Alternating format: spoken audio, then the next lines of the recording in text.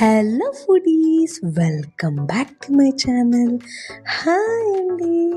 ఈరోజు వచ్చేసి నేను మేథీ పీస్ పులావ్ చేస్తున్నానండి. అవును, ఎంతో టేస్టీగా మనం ఎప్పుడు రొటీన్గా చేసుకునే పులావ్, లేకపోతే వెజిటేబుల్ పులావ్, లేకపోతే పులిహోర ఇలాంటివి కాకుండా ఒక్కసారి నా స్టైల్లో మేథీ పీస్ పులావ్ని చేసి చూడండి. నిజంగా అంటే టేస్ట్ మాత్రం అద్దరిపోతుంది. దీనికి ఎటువంటి షేర్వాల్ కానీ లేకపోతే ఎటువంటి కర్రీస్ కానీ అవసరమే లేకుండా అట్టనే గబగబా తినేస్తారనమాట. అంత టేస్టీగా ఉంటుంది. సో దీనికి గాను కావాల్సిన ఇంగ్రీడియంట్స్ అయితే చూసారు కదా.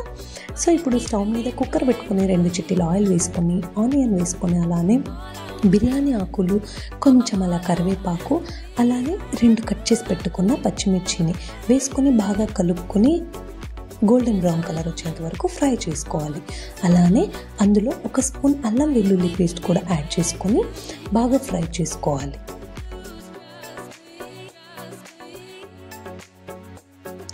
ఇలా 1 నిమిషం వరకు కుక్ చేసుకున్న తర్వాత అందులో 1 కట్ చేసి పెట్టుకున్న క్యాప్సికమ్, అలానే 1 కట్ చేసుకున్న క్యారెట్, అలానే 1 చిన్నది పొటాటో, అలానే 3 నుంచి 4 బీన్స్ అండి. వీటన్నింటినీ చిన్న చిన్నగా కట్ చేసుకొని 2 మినిట్స్ వరకు ఇందులో కుక్ చేసుకోవాలన్నమాట. ఇప్పుడు 2 మినిట్స్ కుక్ అయిన తర్వాత 1 కప్ అంటే కొంచెం అలా 1 కప్ క్వాంటిటీతో మీరు కాలీఫ్లవర్, అలానే 1/2 కప్ బఠానీ, పచ్చి బఠానీ అండి. ఇన్ కేస్ పచ్చి బఠానీ లేకపోతే మనకు ప్యాక్డ్ గ్రీన్ పీస్ దొరుకుతాయి కదా, సో అవి వేసుకున్నా ప్రాబ్లం లేదు.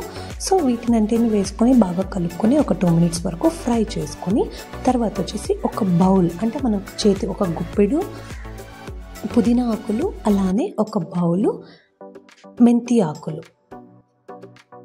వీటన్నింటినీ ఇందులోనే వేసుకొని బాగా కలుపుకొని ఫ్రై చేసుకోవాలి. 2 మినిట్స్ వరకు కుక్ చేసుకోవాలి. వీటన్నింటినీ బాగా కలుపుకొని 2 నిమిషాలు ఉడికించుకున్న తర్వాత 1 స్పూన్ కారం, రుచికి తగినంత ఉప్పు, అలానే 1/2 స్పూన్ పసుపు, 1/2 స్పూన్ ధనియాల పొడి, అలానే 1/2 స్పూన్ గరం మసాలా. ఈ మసాలాలన్నీ వేసుకొని 5 నిమిషాల వరకు ఉడికించుకోవాలండి, బాగా కలుపుకొని.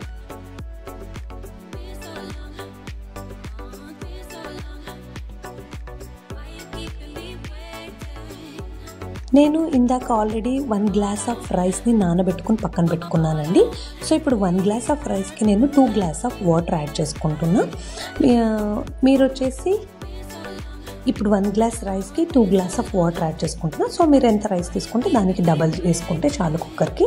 అలానే ఫైనల్గా కొంచెం కట్ చేసి పెట్టుకున్న కొత్తిమీరని కూడా వేసుకొని 1 నిమిషం అలా బాగా కలుపుకొని ఆ నీళ్ళు అనేది వచ్చేంత వరకు ఉడికించుకున్న తర్వాత ఇవి నానబెట్టుకున్న బియ్యం ఉంటుందండి. సో వాటర్ లేకోకుండా వంచుకొని ఆ బియ్యాన్ని మాత్రమే ఇందులోకి యాడ్ చేసుకొని ఒకసారి అలా కలుపుకొని కుక్కర్ మూత పెట్టేసుకోవడమే.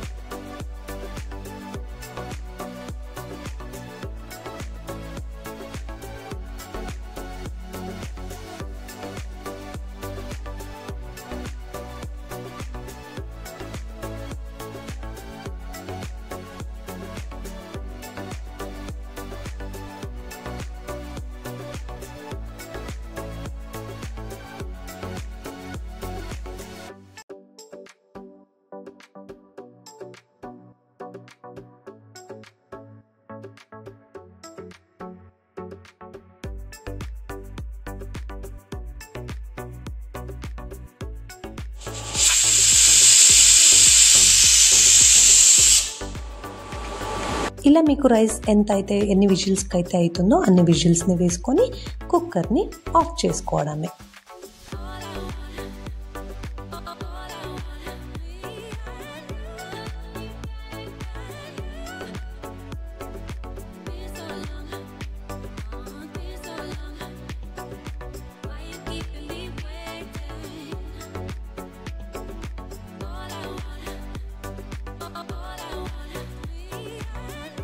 ఇప్పుడు ప్రెషర్ మొత్తాన్ని తీసేసి కుక్కర్ ఓపెన్ చేస్తే మాత్రం గుమగుమలాడిపోతుందండి స్మెల్ మాత్రం.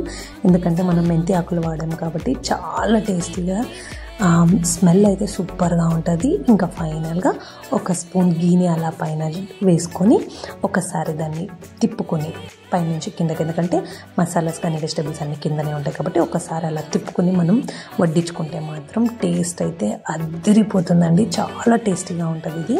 మీరు కూడా ఒకసారి ఇంట్లో ట్రై చేసి ఎలా ఉందో కమెంట్ చేసేయండి. థ్యాంక్స్ ఫర్ వాచింగ్ అండి. ఎవరైనా కొత్త వాళ్ళు చూస్తూ ఉంటే ప్లీజ్ సబ్స్క్రైబ్ చేయండి, షేర్ చేయండి, కమెంట్ చేయండి, లైక్ చేయండి. మీరు ఇవన్నీ చేయడం ద్వారా ఇంకా కొంచెం ఎక్కువ మందికి రీచ్ అవుతాను. సో వాళ్ళు కూడా ఇలా చూసి లైక్ చేసే ఛాన్సెస్ ఉంటుంది.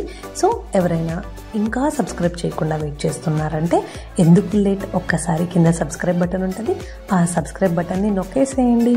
దీన్ని మాత్రం ఉల్లిపాయ పచ్చడితో తిన్నామంటే మాత్రం అదిరిపోతుందండి. టేస్ట్ అయితే అల్టిమేట్గా ఉంటుంది. Thanks for watching.